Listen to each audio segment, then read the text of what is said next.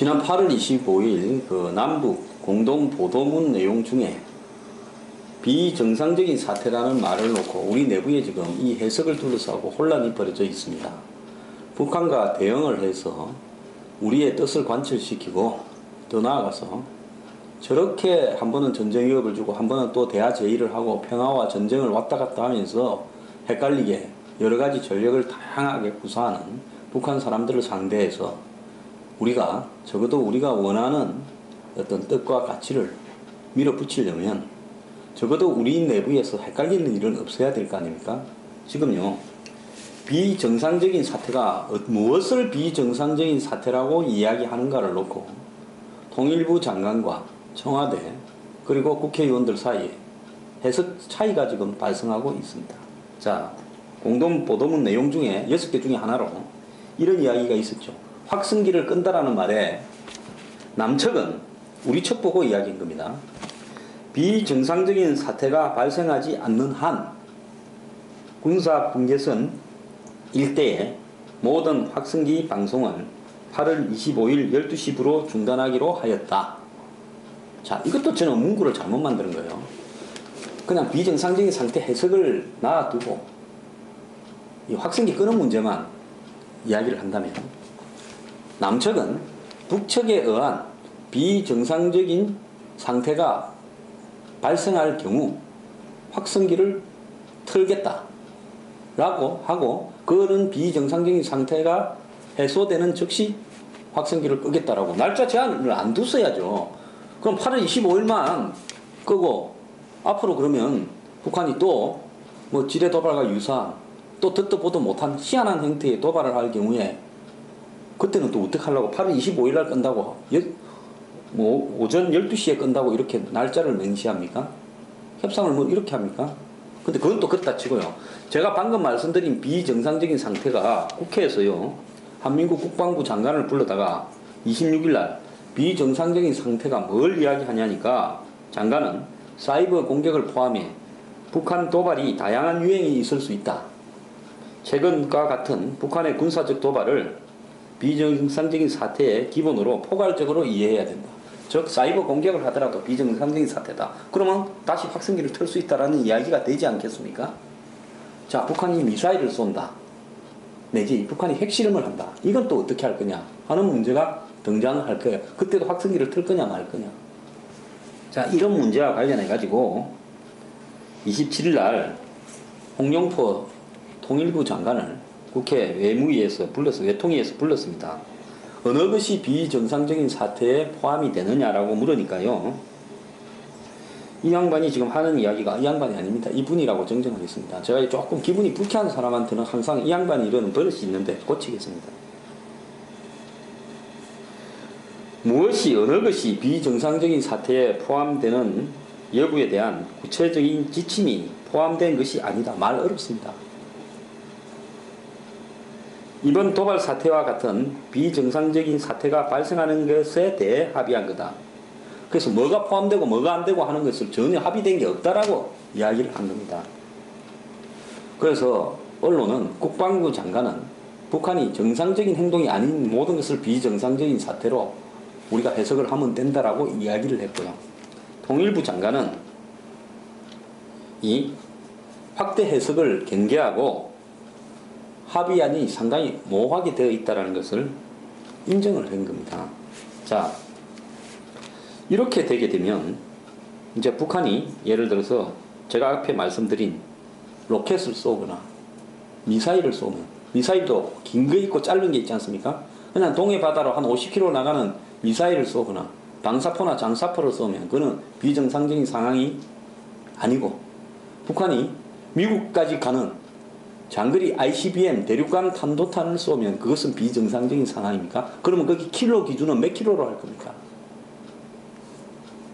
북한이 이제 그 무인기를 띄운 것처럼 뭐 무인 잠수함을 띄워가지고 한국 바다 밑을 왔다 갔다 하다가 강릉에서 이 그물에 걸려가 올라오면 그것은 비정상적인 상황이라고 할 겁니까? 안 할 겁니까? 이렇기 때문에 이런 문제에 대한 해석을 빨리 정부가 통일되게 정리해놔야 된다는 겁니다. 왜 그런가 하면 미국 쪽에서는 또 저는 9월 말, 미국 쪽에서도 10월 10일 전으로 했다가 지금 9월 말을 옮기고 있어요.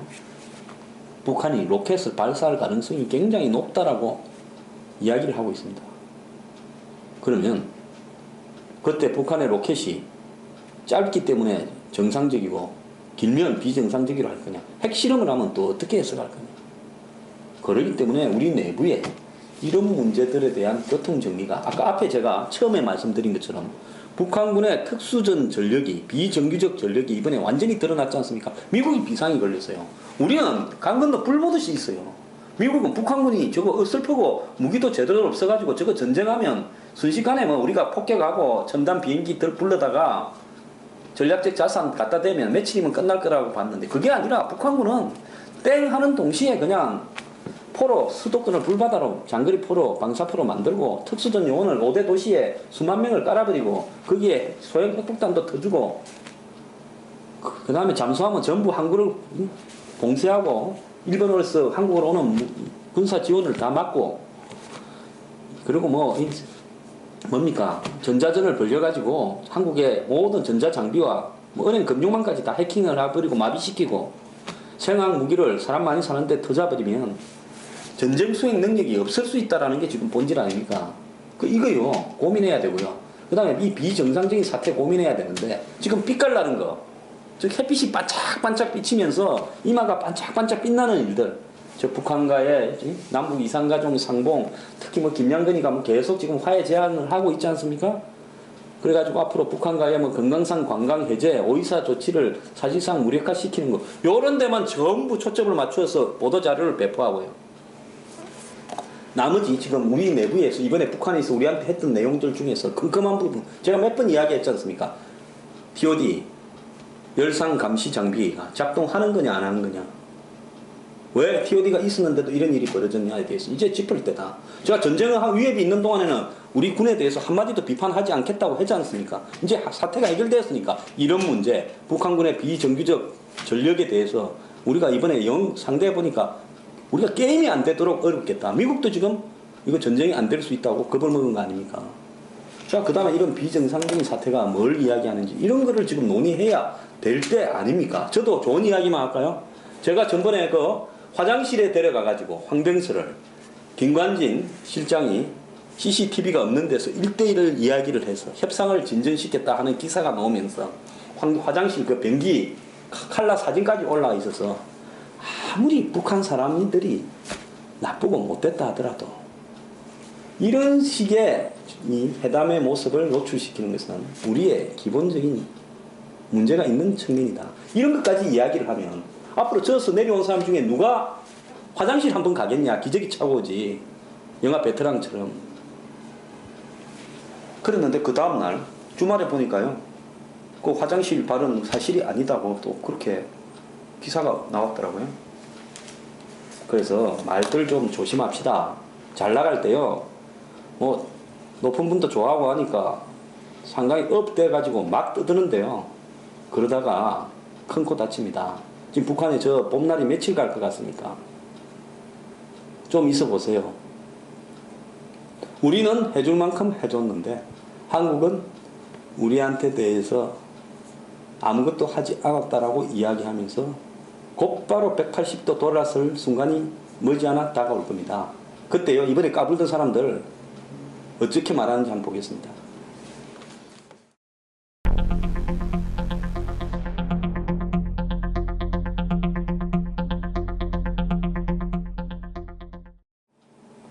김정은이 북한의 중앙군사위원, 즉 북한 조선노동당의 중앙군사위원을 일부 전격 해임을 했다는데 두 가지 상반된 기사가 나오고 있어요.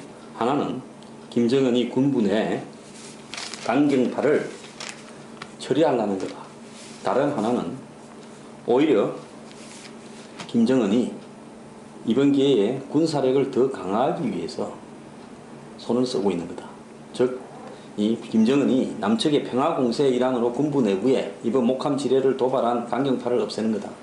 저는 이 이야기는 코미디와 같은 거라고 보고 있습니다. 김양근이 비둘기 파고 북한의 군부가 강경파입니까? 북한의 비둘기와 관계가 없습니다. 지난 2013년에 5월 달에 개성공단 문을 누가 닫았습니까? 그때 제가 TV 토론하고 있었는데요. 김양근이 방문하니까 전부 다 그랬습니다. 토론자들이 김양근이 방문했으니까 해결될 거라고. 내가 김양근이 문을 닫을 거라고 그랬는데 김양근이 직접 문을 닫았죠. 전문가들 다 헛소리 하더만요, 그때. 북한에는 매하고 비둘기 구분이 없습니다. 북한에는 비둘기가 되면요, 살아남을 수가 없고요. 튀김으로 먹어버려요. 매만 살아남습니다. 그냥 매가 때로는 거울에다가 비둘기인 척하고 이렇게 분바르고 노지요. 그래서 이 북한의 이 중앙군사위원회 일부 해임 맹금은 김정은이 자기의 정치 세력을 강화해가는 과정에서 조선노동당이 내부에 있는 일부 세력들을 제거해가는 과정입니다. 김정은은요, 제가 미국 측으로부터 들은 정보에는 아직도 당과 군 내부에 완벽한 지지 기반을 구축하지 못했다는 겁니다. 겉으로 보면요, 뭐 장성택, 고모부도 처형할 정도로 힘이 세죠. 하지만은 그게 겉으로 보이는 부분이고 실질적으로 그렇게 일사불란하게 돌아가고 있느냐는 그러지 못한 측면이 많다라는 겁니다. 그래서 우리가 원하는 형식의 이런 소설식 보도를 좀 자제를 해야 될 거라고 저는 보고 있어요. 저 같은 기사를 완전히 180도 다르게 해석하는 한국의 언론 정말 놀랍습니다. 1번이요. 반기문 유엔 사무총장이 중국 열병식 참석하는 것에 대해서 중립성에 문제가 있다고 문제를 제기를 했습니다. 그러니까 반 총장은 뭐 러시아 전성절에도 갔고 이런 데 다다니기 때문에 문제 없다라고 이야기했는데요. 제가 요걸 좀 누가 저보고 뭐 욕을 하더라도 할 말은 좀 해야 되겠는데, 유엔 사무총장이 전쟁에 이긴 날을 기념하러 가는 것은 유엔의 의미하고는 저는 안 맞다고 봅니다. 유엔이라는 것은요, 뭡니까? 이 평화를 추구해 가고 전쟁을 방지하기 위한 전 세계 모든 국가들의 연합체입니다. 그렇기 때문에 유엔군을 뭐라고 부릅니까? 유엔 평화유지군이라고 부르지 그냥 일반 유엔 군대라고 안 부르지 않습니까? 즉 평화를 유지하기 위한 군대, 피스키핑 아미 아닙니까? 그럼 평화를 유지하기 위한 부대를 움직이는 대통령이 유엔 사무총장인데, 유엔 사무총장이 특정한 나라가 전쟁에 승리한 것을 기념하러 가는데, 그 전쟁이 아무리 같이 있었다 치더라도요, 뭐 2차 대전으로 일본과 독일 같은 주축국에 반해서 미국과 중국, 뭐 유럽, 서유럽이 이겼다, 그런 전쟁이다라고 2차 대전이 규정이 되어 있지만은 유엔 사무총장이 적어도 자기 그 유엔에 들어와 있는 가맹국들을 다룰 때는 역사야 어쨌든 전쟁을 거슬러 올라가면 누가 잘했니 못했니 하는 거는 굉장히 무의미할 수 있습니다. 올라서 가면요, 예를 들어서 제국주의 주축국으로서 식민지를 만드는 나라가 독일, 일본밖에 없습니까? 전부 다 그랬죠, 그 시대에. 그래서 이런 어떤 과거의 전쟁에 이긴 날은 그 이긴 나라가 기념하고 또 주변 나라들 불러서 하는 거, 그건 뭐 그거 다 칩시다. 근데 유엔 사무총장이 저는 이 전쟁과 관련된 행사에 이겼다고 기념하는 데 가는 것은 옳지 않다. 어느 나라를 막론하고요, 그건 옳지 않다고 봅니다. 설사 한국이 어느 나라하고 전쟁에서 이길 리도 없겠지만 이겼다고 전성절 기념 행사를 해도요, 같은 민족이라고 와서는 안 된다고 봅니다. 그렇기 때문에 유엔 사무총장의 역할에 대해서 반기문 총장이 좀 오도하고 있는 것 같은 부분이 있습니다.